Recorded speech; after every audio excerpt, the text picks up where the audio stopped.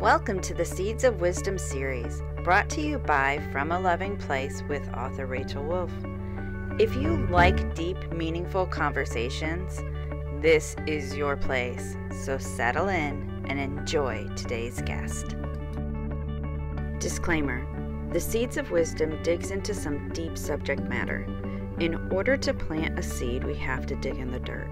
That's how we grow. If any of the subject matter feels like too much, it is important to seek your own mental health support. I did, and it's why I'm able to be here doing this today. Hello and welcome to today's episode of Seeds of Wisdom. I'm Rachel Wolf, and I'm so excited for today's seed because it's one that is near and dear to my heart, but I feel like so many people don't understand, and that is transformational humor. And to do this, I have my special guest here, Dr. Laura Basha. Thank you so much for being here. And before I even begin, I was blessed enough to read her new book coming out, is The Inward Outlook: Conscious Choice as a Daily Practice. And I wrote an endorsement for it because it really was this powerful to me. And I just want to share that before we begin. The Inward Outlook is the most direct read I've come across that gets the nuts and bolts of how to live a more authentic and productive life. We humans like to complicate things, and Dr. Basha brings the reader back to where the problem and solution live, which is within us. She explains the inward outlook paradigm and shows the reader how to take simple steps to make it work in their lives. For a person ready to become more conscious, grounded, and authentic, the inward outlook simplifies the path to living life on purpose through conscious choices. So thank you for this work. Thank you for making it so simple to us. And with that, will you please introduce yourself and what you do? Well, thank you. Thank you, Rachel, for having me. It's a pleasure. Well, my name is Dr. Laura Basha. I am an organizational psychologist and an author, obviously, and an artist. And I've been working with these principles for, well, I would say I have been understanding how our thinking creates our experience of life since the 70s, when I first met my spiritual teacher. And she was the first person who said to us, thought is the thing. And then from that, I studied with her for about 15 years. She taught us how to heal. She was head of the Unity Training School and head of the International Silent Unity Prayer Ministry. And so with that foundation, I then moved into finding the work of Sid Banks, who had a spiritual awakening. And he worked with two psychologists, Dr. Roger Mills and Dr. George Pransky, who together with Sid created a model of psychology, which originally was called Psychology of Mind. And it's based on the three principles that Sid talked about, which is mind, consciousness, and thought. And those three principles come together and create each person's experience of life.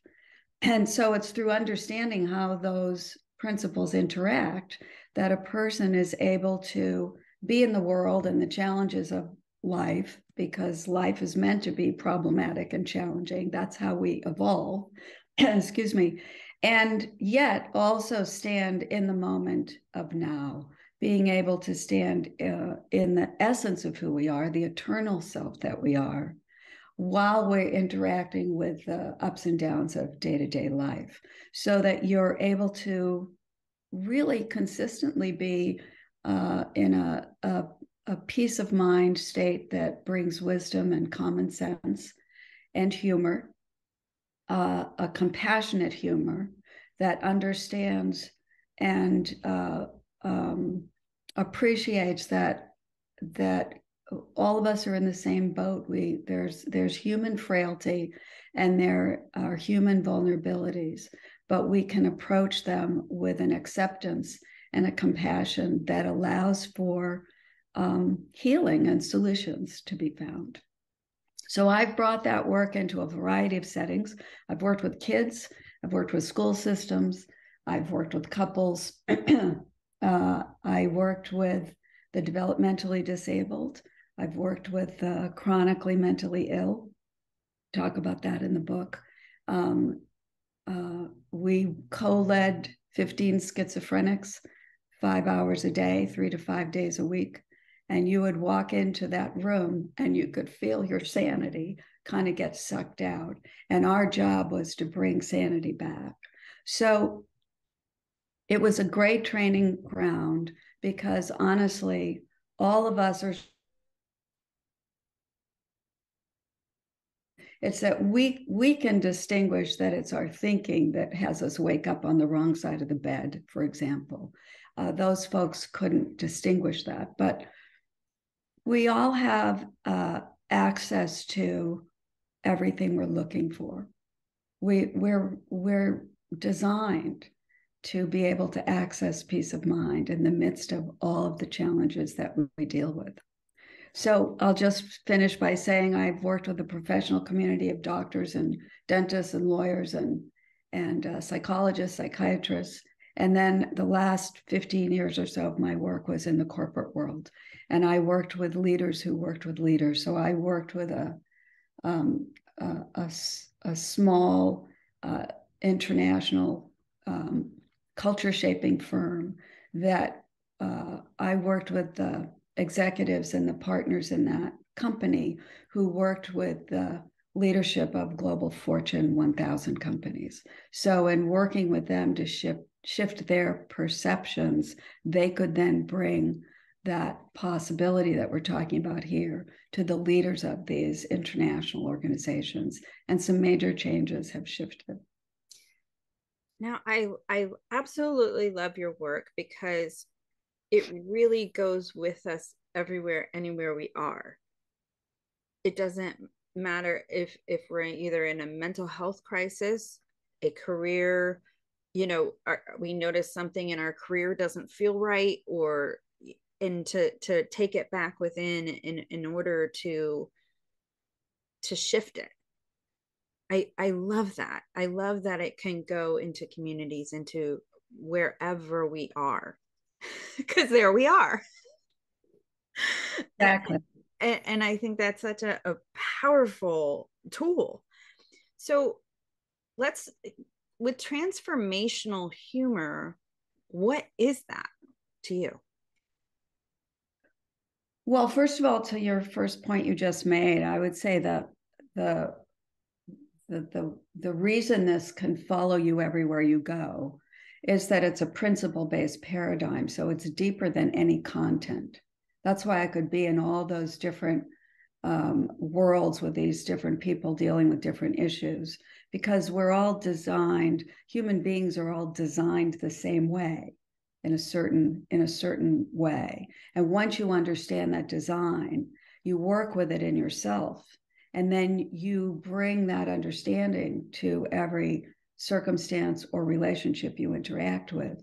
And since you understand yourself and you've been able to deal with your own insecurities or your own judgments or your own blocks and your own reactivity, you realize that when you're dealing with people who are maybe upset or maybe difficult or maybe arrogant, all the different ways that we are in relationship with people, you don't take it personally, because you understand that the only reason they're being unpleasant or difficult or impossible to deal with is that it's the thinking, it's the way they're perceiving life. They're just telling you how they see life. So it's not really about you, it really tells you about them. Transformational humor is actually a natural characteristic that emerges when you understand this principle-based paradigm. So when we can understand that there's these two realms of thinking that are available to us as human beings. There's one realm, which I point to in the book, which I'm calling analytical thinking or process thinking. And there's another realm, which in the book I refer to it as flow, but it's really being present in the moment with no attention to thinking from the past. And that gives you access to the eternal, or to the formless, the analytical thinking, which is the thinking mostly that as human beings we reference in terms of defining who we are, the identity or personality that we are, which is made up of our life experience, how we were raised as kids, what the community we were raised in, how they saw things, the invisible conversations that we're born into, like the cultural mindsets we're born into that we don't even think about as thought. It's just kind of what's so. How we see ourselves as gender, what kind of education have we had? What do we think about the age that we are? What kind of spiritual upbringing did we have or not have? And then the circumstances and events that happened to us, and more importantly, what we made those events mean. What are the stories that we created about what happened to us? Because what happened to us mostly is not happening now. It happened in the past, but we have some kind of justification to understand what happened. We have this story around it, and we tend to live out of that story as if it's real. And that's a mindset. That's a quality of thinking. It's part of the data that we have input into the computer of our intellect. And we listen to that thinking as if that's life. And it kind of creates a grid over our eyeballs that we see life through. So when we go into an experience, that experience, whatever's actually happening, gets interpreted through that grid, and everything feels personal because it's related to the grid that we created. So we take the meaning that we have about life and we make whatever's happening mean how we have decided life means. So you're kind of trapped in that a little bit. Now, basically that realm of thinking is memory. Now, memory is a good thing. You don't want to have to get up every day and go in the garage and think, what is this big metal thing I'm looking at? Oh, that's a car. Oh, well, I have to get somewhere. Oh, well, I have to relearn how to drive my car like every day. And what are these things? I'm supposed to put these on my feet. They're called what? They're shoes. And how do I balance my checkbook? You don't want to have to relearn all that stuff. If you take a second to think about it, we have really mastered a lot of things in life so that day-to-day life gets pretty smooth. So there's a positive aspect to memory when we use memory as a tool, but mostly because we are so identified with our thinking, we lock ourselves into this mindset, and it shuts down possibility and freedom.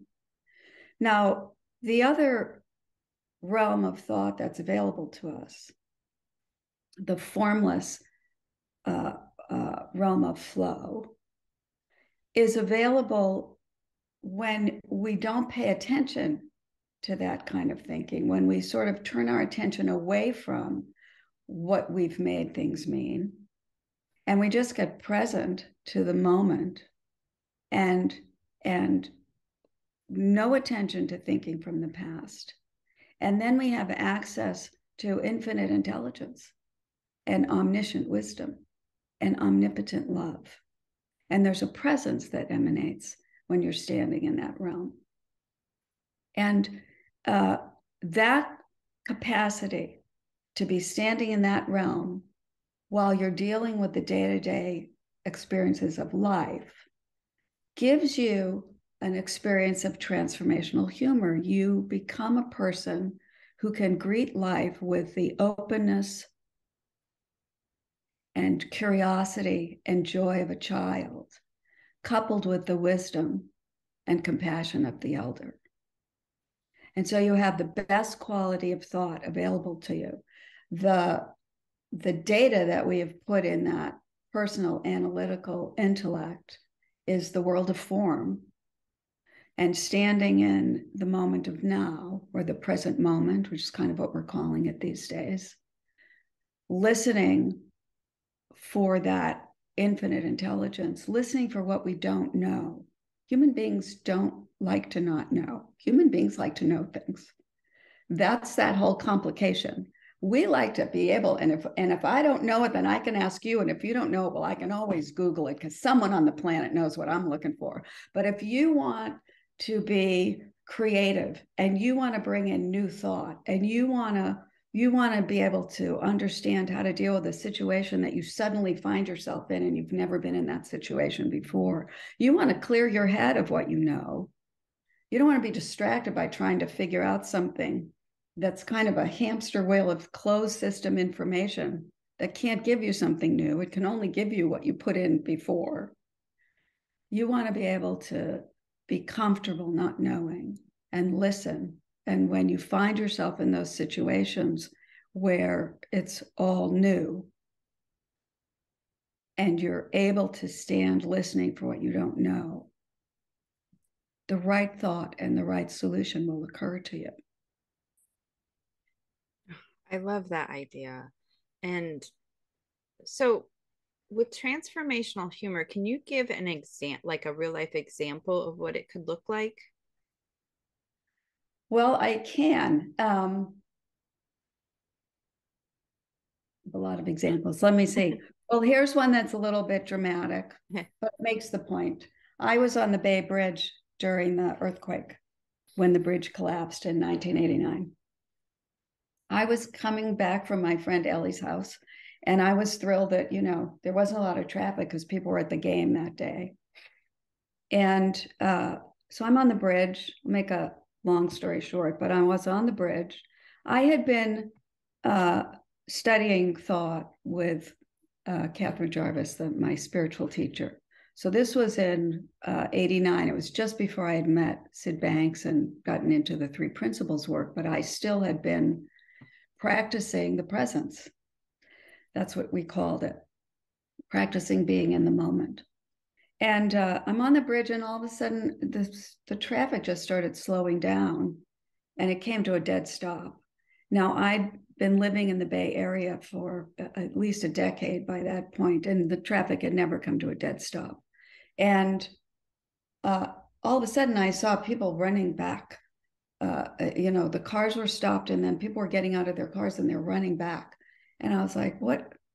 My first thought was, oh, they're filming a movie, and it's a disaster movie, and Shelley Winters is going to show up or something, And then I opened the door, so I thought I better get out of the car, and this world of fear just flooded me.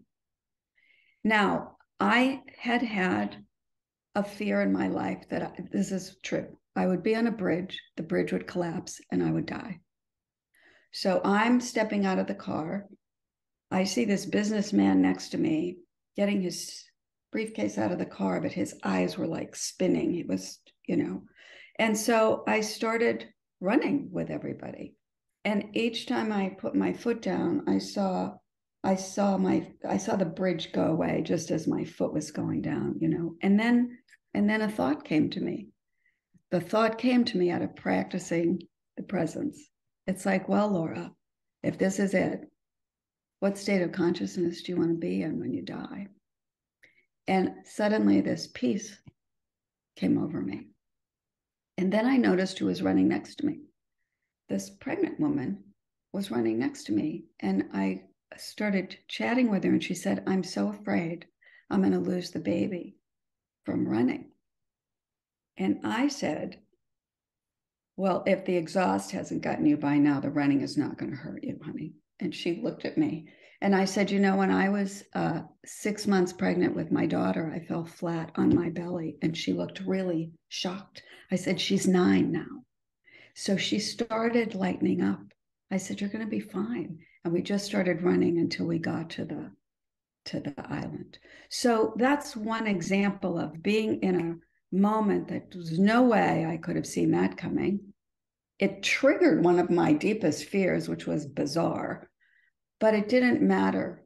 The content didn't matter because my capacity for the little bit I had learned at that time about finding my peace and being present in the moment was available to me. Here's the thing, Rachel. It's equally everywhere present. It penetrates and interpenetrates and saturates and permeates all things. So we're looking at each other through it. It's always available.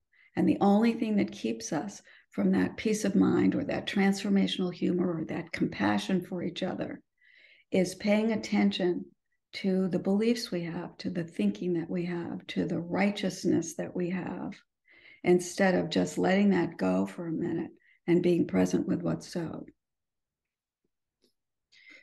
Oh, there's so many amazing points and insights in that. And I am so grateful for everything you've said so far. Before we end the first part of our segment and then continue on to the YouTube channel, for anybody who wants to watch this extended conversation, go to YouTube at From a Loving Place and hear the full extended conversation. And will also be linked into all the different platforms. But is there anything you'd like to say to the listener who is going to end here?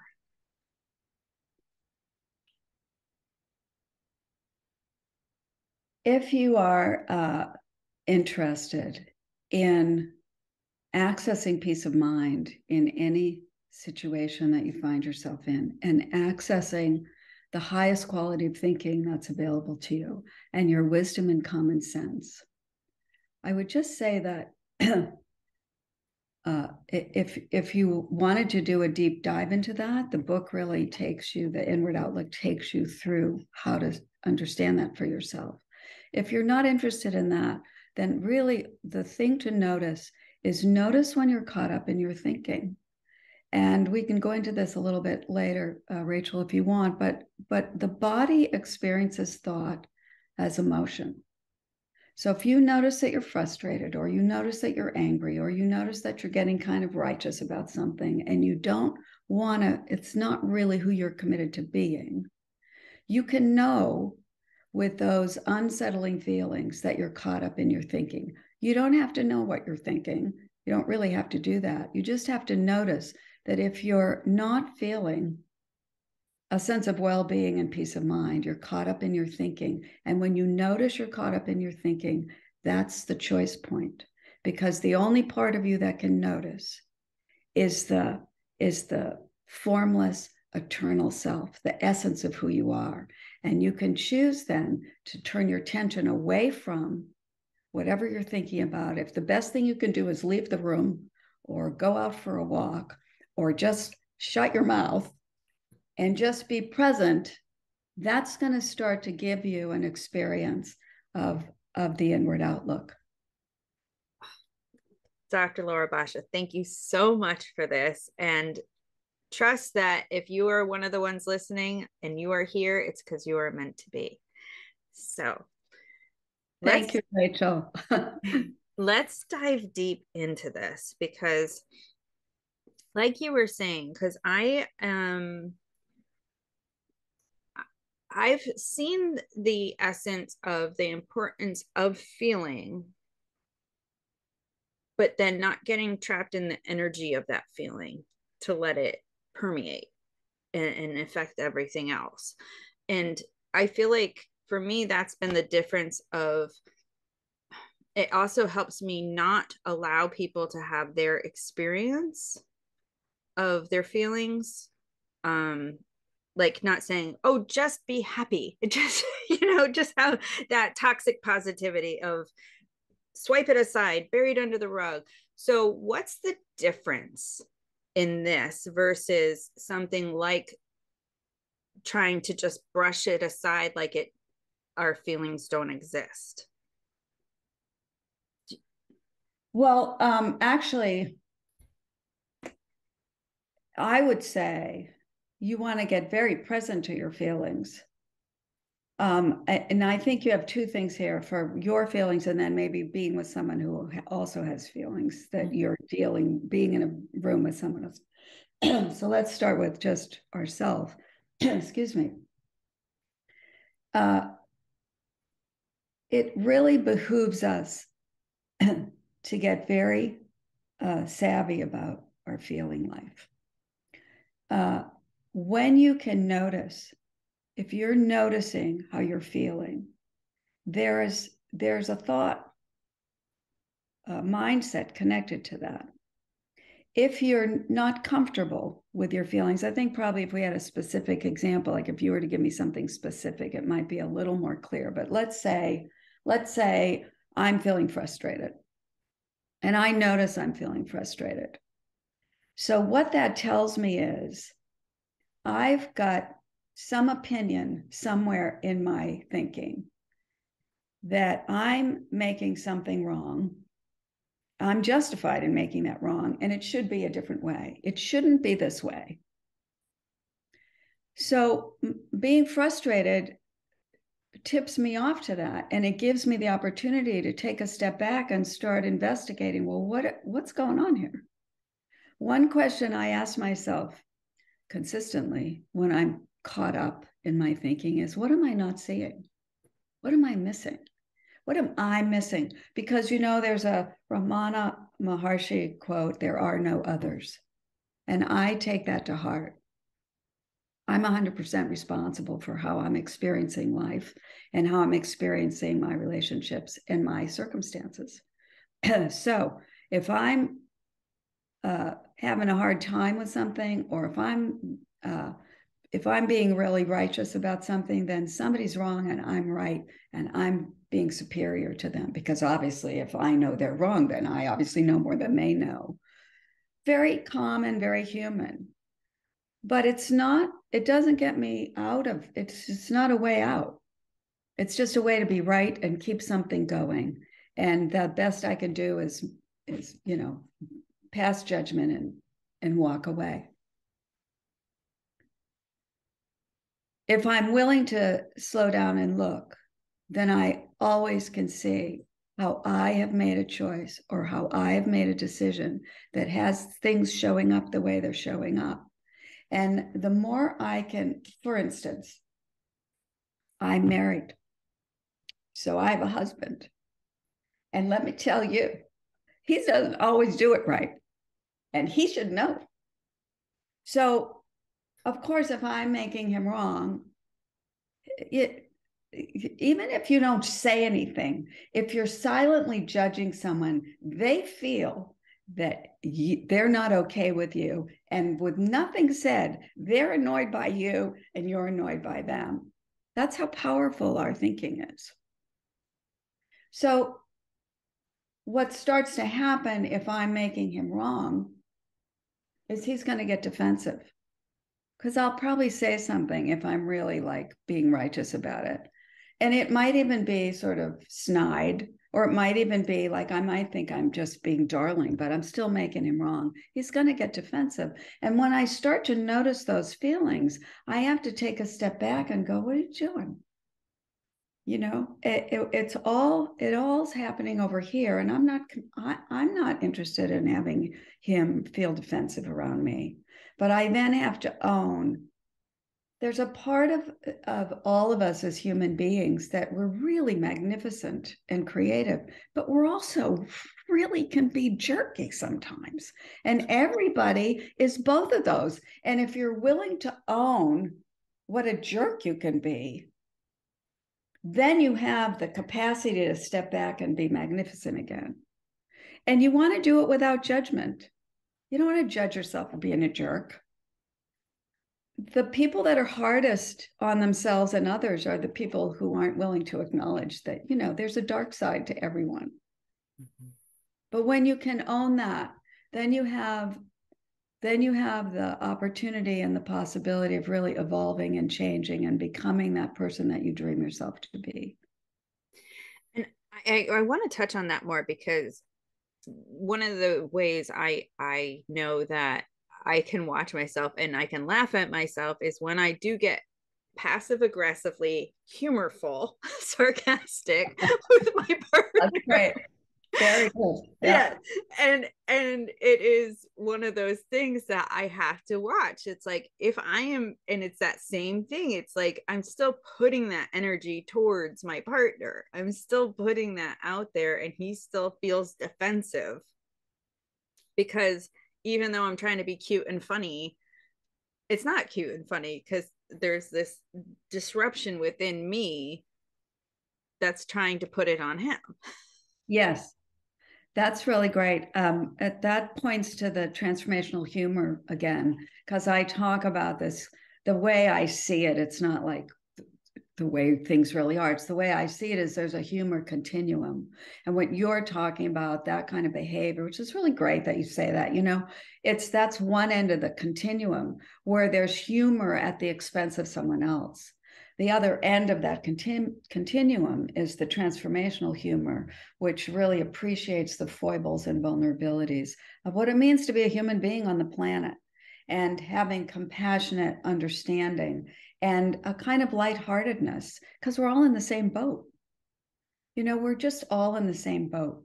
One of the things I really learned out of working with this whole range of populations that I've worked with over the years is that if I worked with these very successful business people, highly regarded, high status in the world, but they had a family member who was schizophrenic, or they had a kid that was on drugs, or owning 3 Jags doesn't let you off the hook of life, or they have a spouse who's dying. And so once you really kind of listen more deeply to what's happening with the world around you and the people around you, you get in touch with the suffering of humanity. Now, one of my reasons for writing the book, having these conversations, is people are suffering, and a lot of the suffering we experience, we don't have to be experiencing. Now, there's real suffering on the planet, and literal physical suffering. There are, people are losing their homes from the floods and the firestorms, which we have out here in California. There is war happening. People are losing family members. People's children are being stolen. I mean, it's just crazy what's happening in the world. But most of what human beings suffer with is they're listening to this repetitive thinking from the past. And we don't realize that that's what we're paying attention to. We're not listening to the silence of the formless, the silence of peace of mind, which is equally everywhere present. We're listening to the ticker tape. The body thinks just like the body produces saliva and the heart beats and the lungs breathe. The body thinks, and it's going to constantly be spewing out thoughts of the data that we inputted into it or that we believed. And so if you don't realize that that's what's kind of running the show, instead of using thought as a tool coming from the wisdom of infinite intelligence, then the thinking is using you, and you're basically not present in your life. You're just this series of reactions. And the more you identify with that, the more we suffer. So feeling sad, feeling anxious, worrying, being angry, being passive aggressive, being all these different things are actually ways that we're suffering because we're listening, we're identified, we identify ourselves and who we are as this story that we're living in, me and my little life. I love something Eckhart Tolle talks about. It's really great. He says, how long is your life? It's the dash between 2 sets of numbers on your tombstone. and I'm like, oh, I love that. I don't even remember that. And I've read all his books. Yeah, that's pretty short. Yeah. And so, one of the greatest accomplishments we can make in our life as a human being is to get freed up from being driven by our repetitive thoughts and to be able to appreciate them and utilize them, use them as tools, like the kind of patterning we don't like the passive aggressive or being frustrated. Use it as the pointer that says, if you investigate what's underneath all that, what is your thinking underneath all that, then you have the opportunity to evolve to the next level. That's the usefulness of this. And that kind of listening comes from standing in the formless while you're dealing with the form. And I love this way of thinking because it's not about shaming ourselves for having these feelings. It's not about shaming ourselves for the actions that we do from our unconscious attachment to our pasts or whatever it is. It allows us to just be accountable and responsible without adding more story. Yes. To keep us down. Yes. And shame is another story. But here's the thing, and maybe it helps people stop judging ourselves for the stories we have. Most of these stories were made up when we were really little. Like it was a brilliant way for a 4-year-old to survive. Like, okay, I'm going to figure out how to fit in because I really am not going to do well if I leave this household with these big people who are taking care of me. Like, I won't be able to take care of now, you're not thinking that when you're 4, but you figure out, what does mommy want? What does daddy want? In my case, how do I stay out of mommy's way? Because mommy goes a little crazy. I mean, my childhood was frightening for me. And so I made a lot of the stories I have been dealing with as well. If I wasn't taken care of, I must not be worth very much. So there's that story. So that's kind of often in the background for me in, being in my life. But I know that. So now I can see the nuances of how it keeps showing up. And now it shows up more like, oh, that's what that is, rather than me making myself wrong or buying into it. It's like, oh yeah, I shouldn't talk. I shouldn't be heard. I shouldn't be, now it's like, oh, there it is again. Okay, good. So then you learn from that, and then you get a little more freedom and a little more power. True power is very quiet and very gentle. We collapse power and force. The truly powerful person can stand in the room and not say anything. And there's a presence that emanates, and people's lives change. That's the 5th level of leadership in the Tao Te Ching. The leader, the sage walks through the village, and the people think they all did it themselves. Oh, I love that. Isn't that great? Yeah, that's great. You don't get any credit, baby. Well, and it's just like that opposite that we were talking about when in a marriage situation or in a relationship situation where our energy is in that negative presence of like we're right, they're wrong, and they feel that defensiveness. It's the opposite of that. It's that energy that's just felt because of this peaceful, calming embodiment of the presence. And I love that both are true. It's about, and we're accountable and responsible for both of them when we're there and when we're there. Exactly. It's being in the world. Being in the world and not of it. Yes, exactly. Yep. That's what that is. And listen, we're in these human bodies. I mean, let's get real. This physical plane that we're living in. I mean, we could really start talking about, but the physical dimension, the world of form that we're in, is, that's what we've got to deal with day to day. But we don't have to be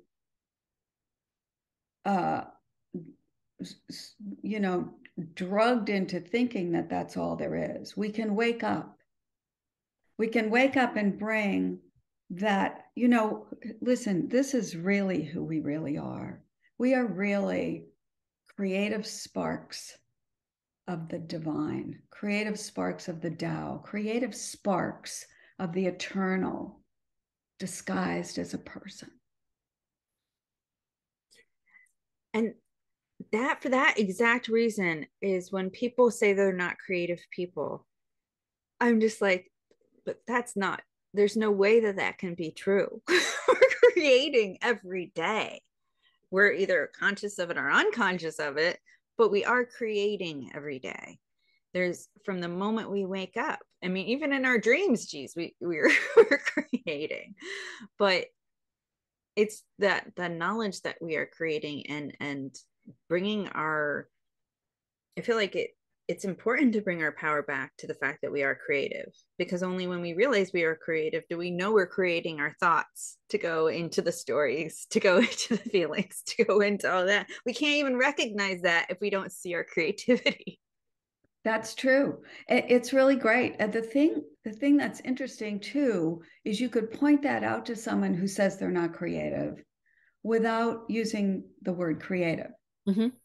Because sometimes when people tell you something about themselves, you want to listen to it and think, okay, there's probably not a lot of listening there for them because they've identified themselves as not creative. Mm-hmm. But you could still listen. I worked with people who were insane, and I would first of all, I would never read the notes on them before I met them for the first time, because I didn't want someone else's opinion about it to interfere with what I might see as a possibility. I would then read the notes afterwards, of course, but it's like you want to give the best opportunity to see possibility. And so, now where was I going with that? In our creativity. Yes, and I'm great. Thank you. I got very creative. I lost my woo. So when you're talking to someone who's kind of identified themselves in a certain way, if you're standing in the formless, or you're standing in flow, or you're standing in before form in the eternal, and you listen from that place, then they start to express themselves in a way that they haven't expressed themselves before. And they experience possibility without ever using the word creative. Of course, they're being creative. You see that, but they don't have to see that.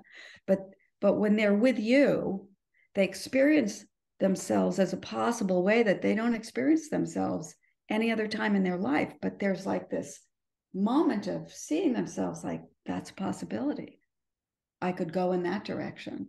Maybe I could start my own business. Maybe I could have a child. Maybe I can heal this relationship. Maybe I can lose weight. Maybe I can make money, and so that's creativity at work.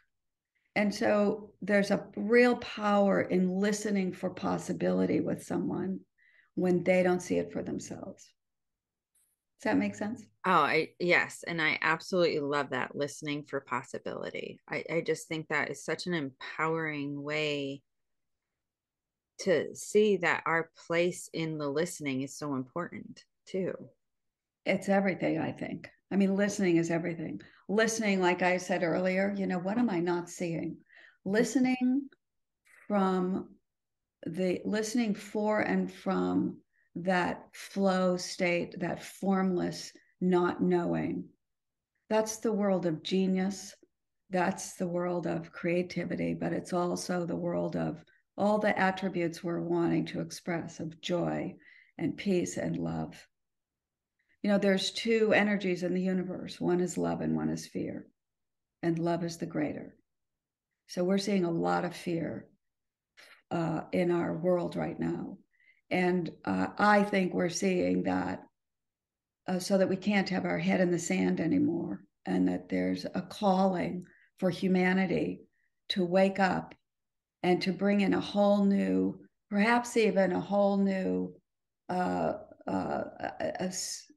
evolution of our species, to stop paying so much attention to thinking, which the development of was extraordinary. but it's using us at this point, and we've lost touch with who we really are, and we're at a talk about conscious choice, a choice point as a species, to be able to elevate ourselves, to be listening more from the unconditioned consciousness of possibility, so that the whole universe can evolve. And that's really what these conversations are about. That's really what your work is about, what my work is about, is pointing people in the direction of freedom and creativity and true power and compassion and possibility. Well, and I so with the new age of technology and the talk of algorithms and everything like that, I know people have said to me about how they only see the darkness. They only see the darkness in humanity. But it's like, but that's where you're clicking. If we click on the darkness, we see more darkness. If we click on the light, we see more light. My feed is not full of hate. It's not full of all of that because I don't click there. I don't show my attention there. I don't show up there. So I show up where I want to be. And that's where they track me. So I see this is how I am aligned with people like you and people, other authors and other people and the other guests I have on the show, is because that's where my attention goes. And it's so important to pay attention to that and be aware of that for this shift in evolution, is being conscious of where our attention goes and what we're clicking on. Yes. Because if we're creating thoughts and stories based on all this, if it bleeds, it leads mentality, that keeps that going. That keeps that strong, because that's a business. That business is going to make money on that because that's where their attention's going. So if we really truly want to shift, we have to shift where we click. Yes. Yes. The thing that's interesting here, I think, is, and it's something to just have compassion for. Mm-hmm. What you just said indicates a person who is interested in awakening. You're doing it. A lot of humanity is still very much identified with what you might call the ego, or the identity that they've created, because it proves the separateness, which allows you to be righteous about your point of view. I mean, really, people kill each other off to be right about their point of view. So identified with that thought system. And there are people who, and probably always will be, who are driven by the fear of change, terrified of change. So they cling to what they know, and they have no listening for something other than what they know. So it's do it my way or do it my way. And we have a lot of that in the world right now. So that's where the listening we were talking about has a huge impact. Because when you truly listen to someone without any pushback, even if you know better, you just listen from seeing possibility, listen from wanting to understand how that person sees life. They're so used to defending their point of view. It's like the principle of non-resistance. You know, what's that story of the monk who's standing behind the gates of the monastery, and there's a warrior and a steed on the other side with a javelin that's pounding the door. And finally, the warrior breaks in and he points the spear at the monk and says, "I am the one who will run this through you." And the monk says, "I am the one who will let you run that through me." So there's no resistance. So when you have this resistance coming and there's no resistance, then that loses steam. The attack loses steam. And so a person is left with what they're telling you. They're left with themselves in this realm of no judgment, no comment, and there's a release of that fear, and they're left with how they're seeing life. So there's a possibility of awakening there. That's the beauty of that kind of listening. You can only listen that way if you've actually learned in yourself that inward outlook, how to distinguish, okay, I'm not paying attention. I'm not going to click on that thinking. I'm going to click into aligning with my eternal self for the benefit of all concerned. That's how you can listen to the news. That's how you can watch some of the political stuff, that whatever your political belief, doesn't really matter. It's like, are you listening or are you being right and making somebody wrong? Oh. I'm just absorbing. I absolutely love this conversation. Before we leave, I just want to talk about, let's say, for our children, because I know, like, when kids are in their teen years, and and sometimes with what we know in life as parents, in that wanting to protect out of fear, wanting to protect, what's a suggestion you have about that listening that can help us hear where our children actually are without that fear of wanting to protect taking over? Great question. And I have stories when my kids were teenagers. I don't know that we have time for the story now, but what I can say, it's what you want to do is get fascinated with how your teenager sees life. You want to listen and you want to say, how does that make sense to you? I don't understand. It doesn't make sense to me. Help me understand how that makes sense to you. And listen to them and validate how they're seeing life.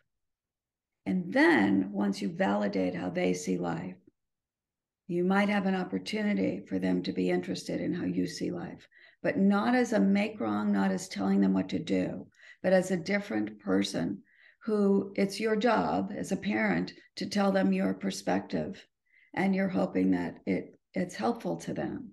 So then there's nothing they have to defend or push back on, but you've actually really empowered them to have the wisdom of your understanding, your age, your experience of life, to take out when they leave you and go hang out with their friends or whatever. I used to always tell my kids, you can use me. You can use me anytime you need to use me to get out of something. You can say, my mother's going to kill me you can use me however you want to. That said, then they make their own choices. And that's part of teenager. They make a choice. You've armed them with the best you can, while you've listened to how they see things. And you then can say, well, I can see how that makes sense to you. Could you see how that maybe doesn't make sense to me? My son lied to me once. My son was a very honest kid, and he lied to me so that he could get away with going to a party that he was supposed to go to, blah, blah, blah, and drinking. He was like 16. And so angry. I was going through the house before he came home. And I was so angry. I said, well, this is going to go great, Laura.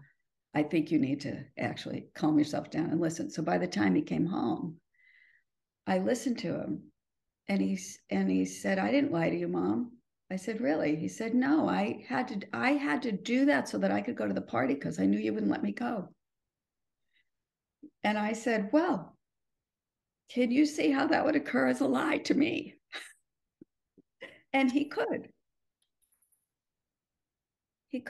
And so there's a way to be with your teenagers, to really listen to how they see life and get fascinated by it and validate that that's true for them. And then say, then you have an opportunity to give your perspective and see if it makes sense to them. And they get to choose. But that's very empowering because they'll see the wisdom if they get caught in a situation and they don't know what to do. Is that helpful? Absolutely. And it makes complete sense. And it also makes sense of the fact that so many of us can get stuck in our stories from our childhoods that even as adult, it's the same approach. It's that same approach that's needing to be taken, because if we're stuck in a story of our childhood, and if we can understand that some people are stuck in those pasts, it's easier to listen with that compassion that we would for our teenage children. Oh, absolutely. Yeah. If you can deal with yourself, other people are no problem. Yeah. It's so no true. kidding. No kidding. Yeah. Yeah. So true. Oh, with that, thank you so much for being here with us today. I am so excited for people to see this, and your book is, by the time this airs, your book, it will be available. So anybody can get it. You can go to the links that will be with this episode and you will get a direct link to get her book. So thank you so much, Rachel. It's been a pleasure. Yes, with you too. Make sure to follow the links that accompany this episode. You will learn a lot more about today's guest and see what they have going on now. You will also get all the links to follow them on their journeys if this seed resonates with you. Come back next week for another Seed of Wisdom. If you loved what you saw or listened to, don't forget to subscribe to the channel.